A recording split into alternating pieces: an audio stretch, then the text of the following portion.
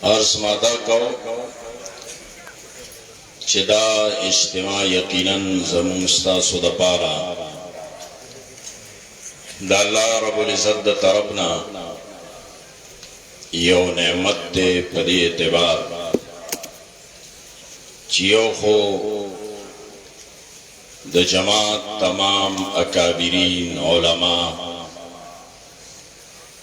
کارکنان مرگری ہم فکر ہم عقیدہ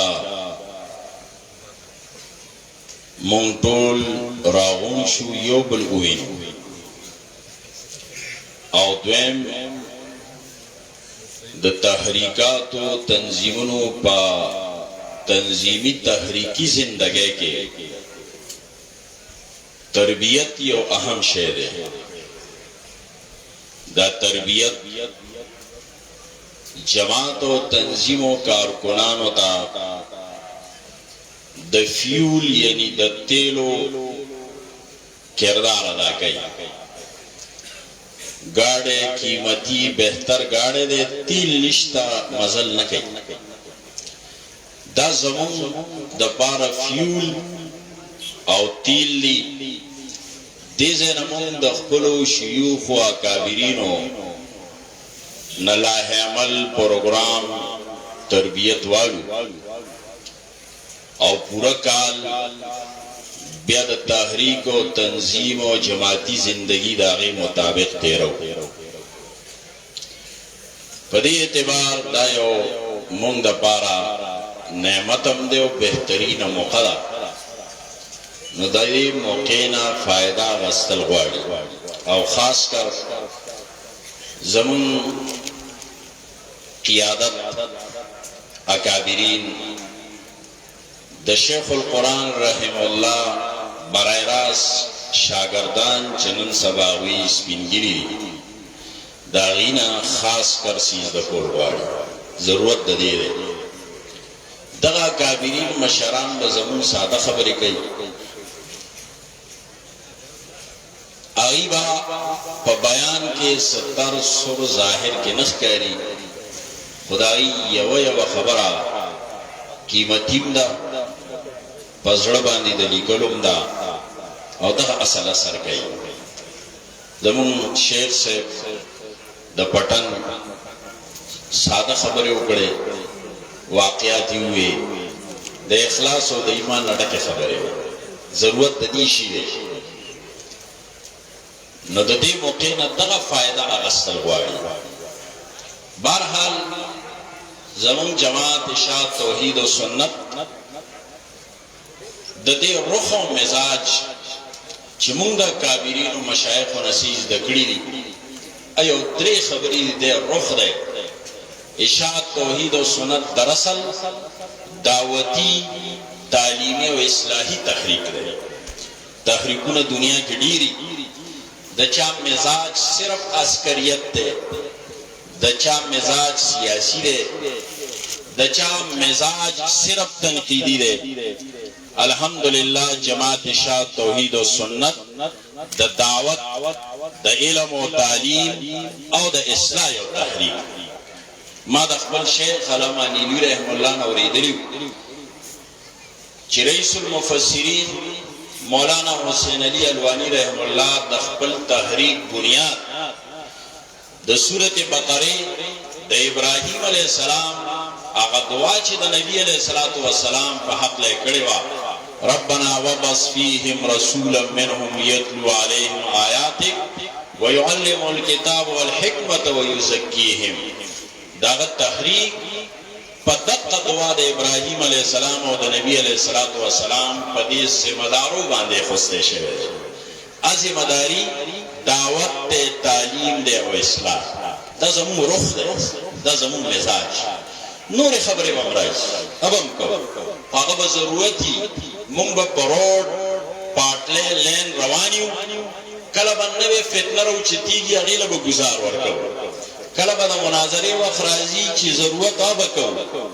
کلبا حادثہ رازی نوے واقع پیخیگی هغې ته به مخ کوو خو چې کله هغه ضرورت پوره کېږي نو روح زمونږ هم دغه روح دی دا به نه پرېږدو زمونږ کار دعوت دی زمونږ کار تعلیم او علم او درس تدریس دی زمونږ کار اصلاح راغلو په دې اصلاح کې دا توحید سنت دا ټولې خبرې بیا راځي دا روح زده کول غواړي چې دا روح مونږ نه ګډوډ نه شي او دا روح هله سیده دا روح هله نه ګډوډېږي د پاټلی نه مونږ هر به نه کوزېږو چې کله د دې سپینږیرو شیوخو سره زمونږ قوي ربط او مضبوطه واسطه او تړاو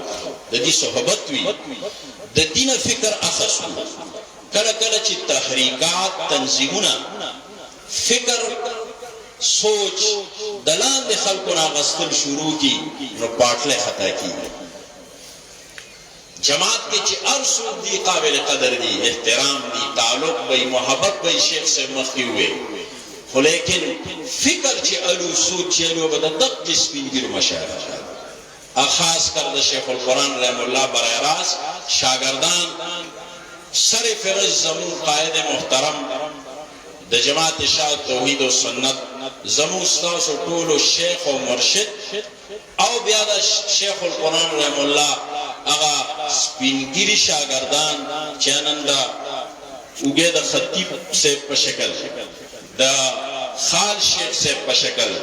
د باجوړ شیخ صاحب په شکل د مفتی سراج الدین صاحب په شکل داسې د دې شیوخ په شکل دي دا یو څو سپینګیری د هغې نمونه مو سره پاتې ده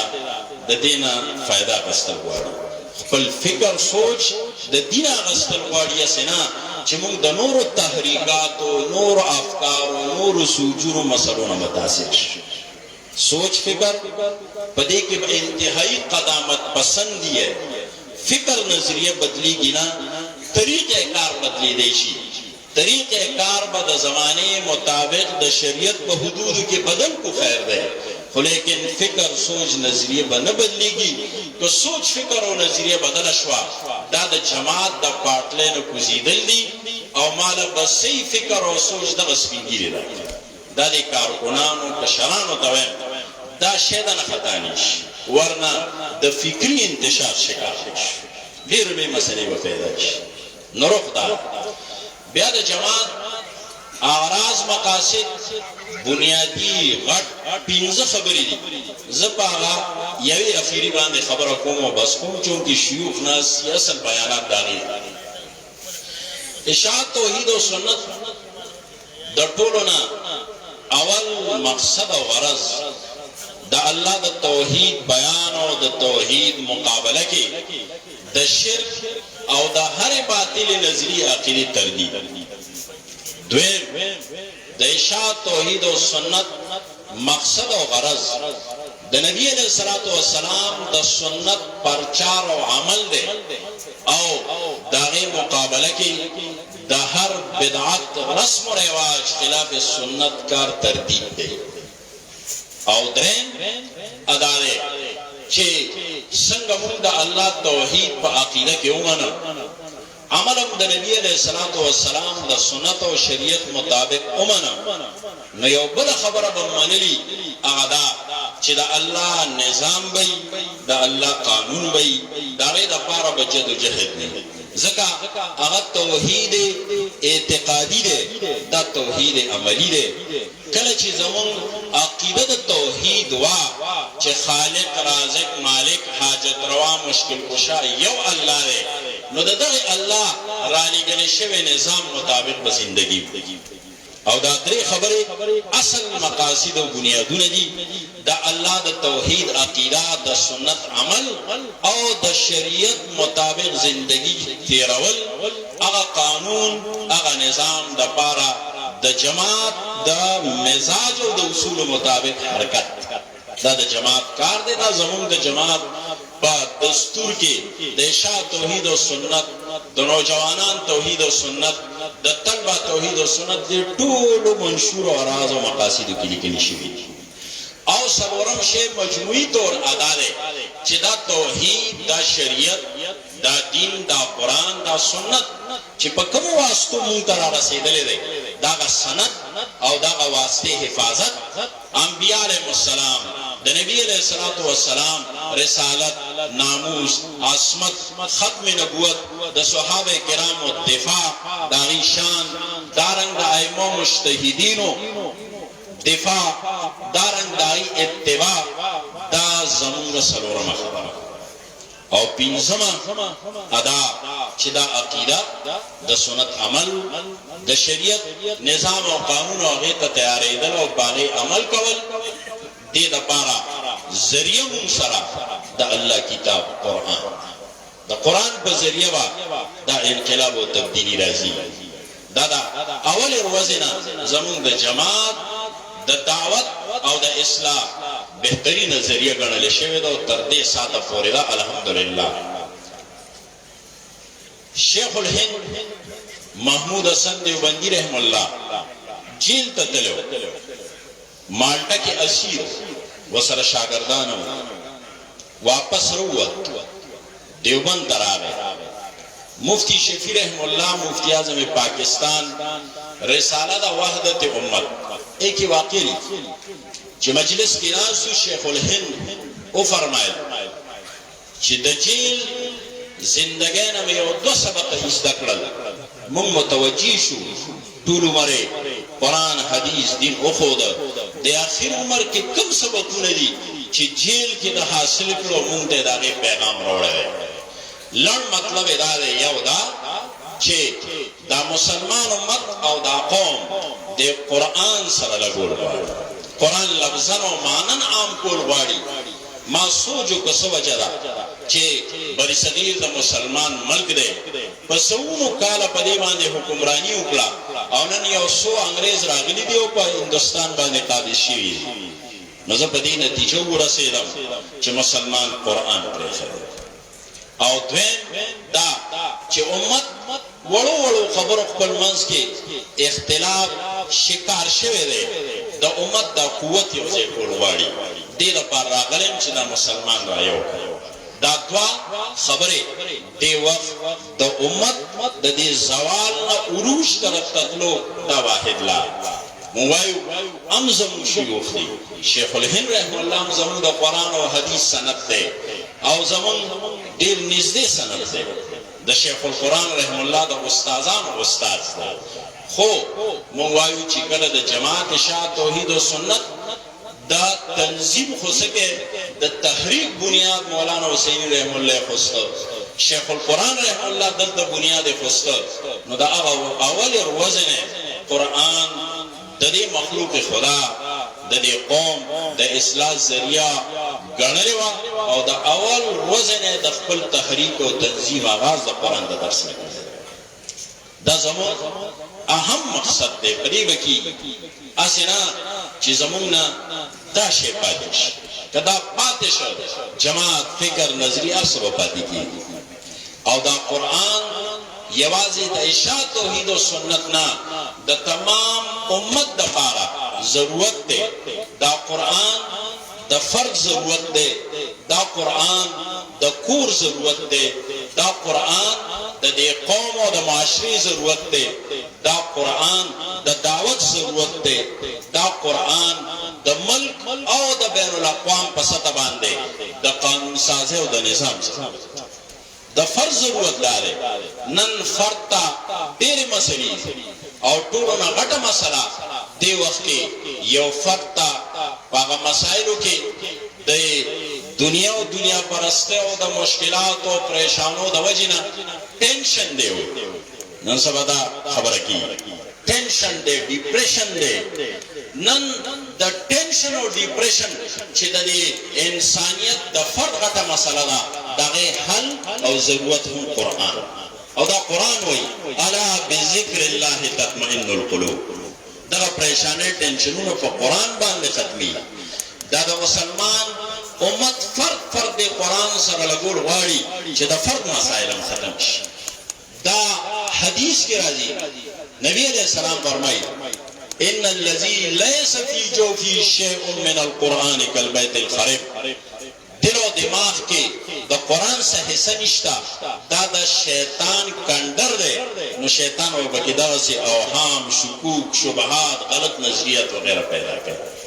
او دا کور ضرورت دینا کور کنن مسئلی دی خزا خاون روان دی رور دا رور سر پا جنگ دے دیرلی مسائل گاونڈی دا گاونڈی سر خدا کور ضرورتم قرآن دے ذکر یو روایت کے وسر دا الفاظ دی چی اغا کور لیس فی شیو من القرآن کل بیت الخرب اغا کورم کندر دے چی قرآن بکی نش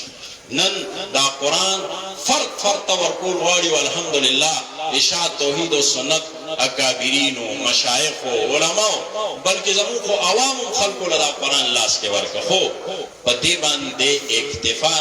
ندا پکار چی مون پا دے خوشحالو شو چھے مون خوشی بس تکارو کو نور با بس کو نا کہ کلم بس ہوئے ندا شے ٹول پشارا ہے نا دا سوچ پکار دے چی چاہتا او رسیدو او سمر خلق رانا پاتے اچھے پاتی دے غیتم دا اللہ دا کلام رسول ہوا دا موی یوازے زمون دا جماعت منشور نا دا دا دے فرد ضرورت دے دا دے کور ضرورت دے او دا بمون ذکر کو چی الحمدللہ دا ذمہ داری زمون مشایخ پسر اغسطے وا او ننی زمون کو اگو اخرا دا زمون ذمہ داری دا دا اسلام او دا اللہ دا رسول دا طرفنا او دا خپل شیوخ و اکابرین دا طرفنا ہم درم ماوی دا قرآن دا دی قوم او دا دی سوسائٹے او دا دی معاشری ضرورت دے نن خاص کر پاکستانی قوم تا غٹا مسئلہ صدا دا قوم پسدا دا سیاسیانم وی منتاسوی وینو گورو نن جی غٹا مسئلہ کرپشن دے ملک خورد پر شروع دے او دا غید اللہ سا ملک کم زیدہ و رسید دیوالیہ شو دا کرپشن نن دا پاکستانی قوم او دا پاکستان دا معاشرے غٹا مسئلہ دا دغی مسئلے حلم دا اللہ دا کتاب کرپشن چاو کرو کرپشن مولو مکو زمان دا مدرسی دا جماعت طالب مولا ندے کرے کرپشن خلقوں کو چی دا جماعت مدرسی او دا قرآن سر تعلق نو صرف دا عصری تعلیم گاونونا و تی خلقو من دا غی خلاف نیو نظام شیوخ دا دے خلاف دی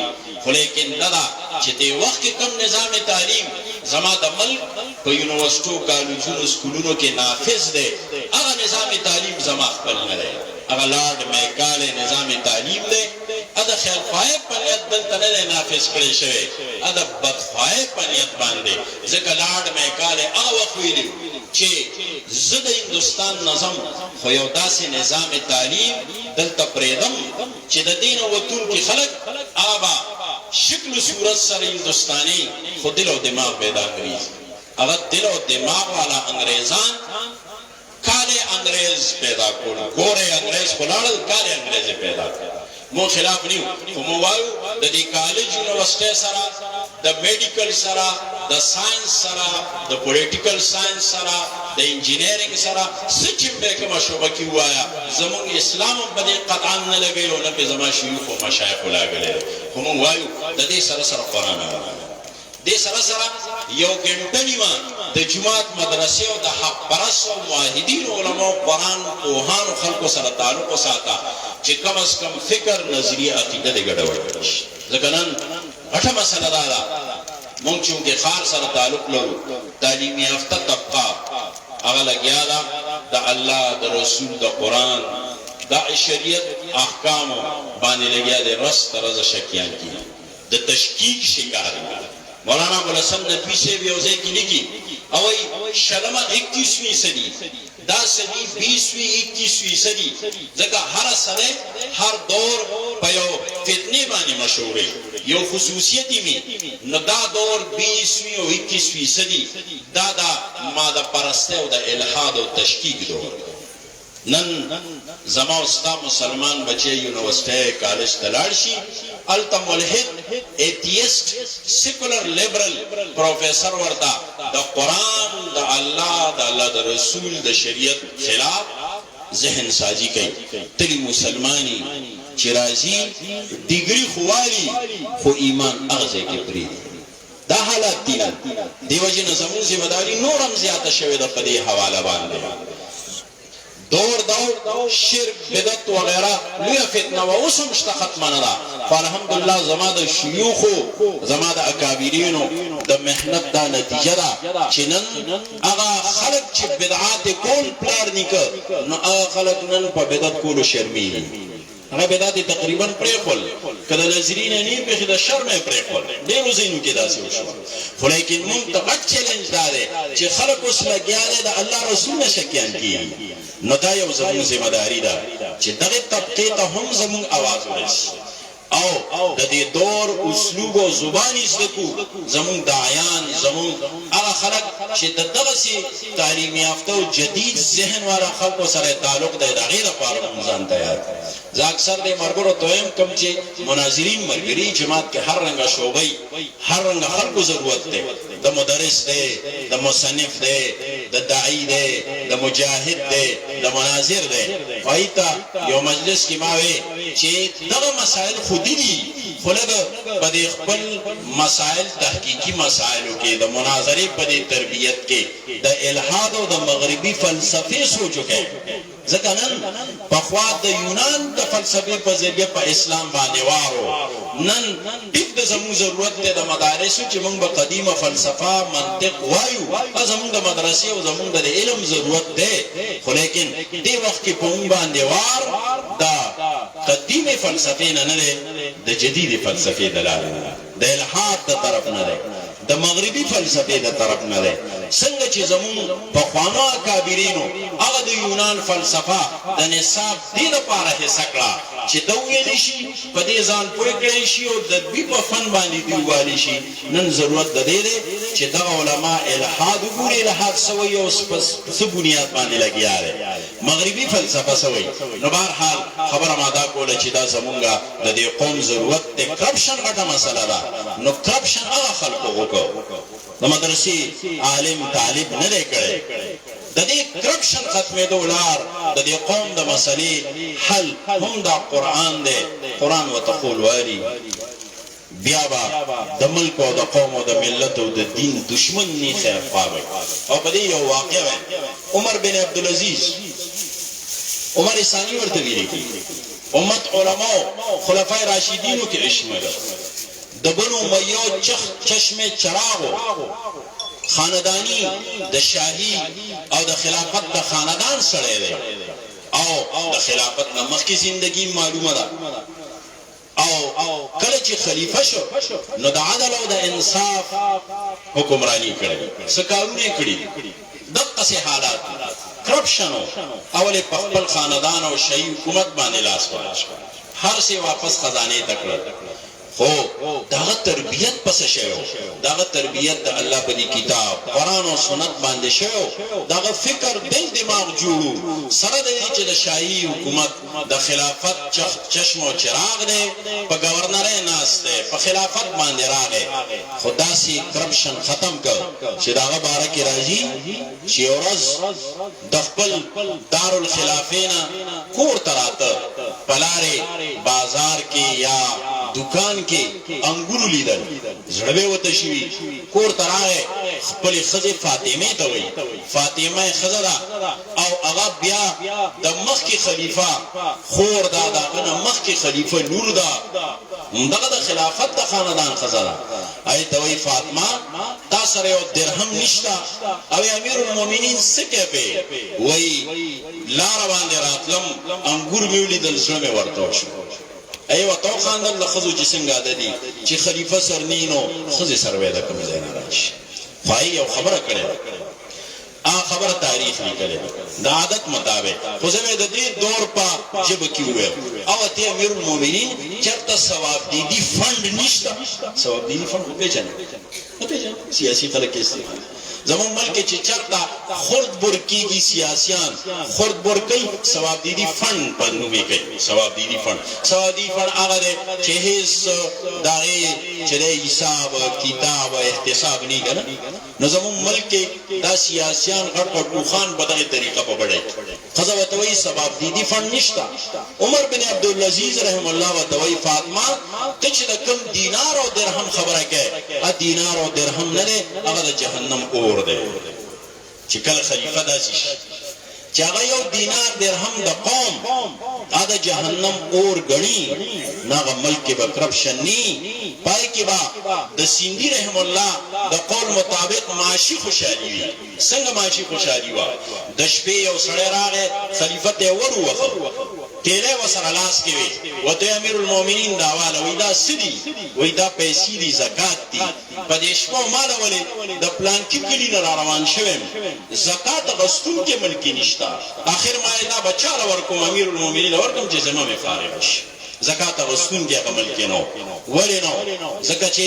تاسو حالات کرپشن نشي په قران او سنت باندې فکر جوړ شوی اخیری خبره کوم شاید ما ډیر واغش اخیری ادا چې د ملک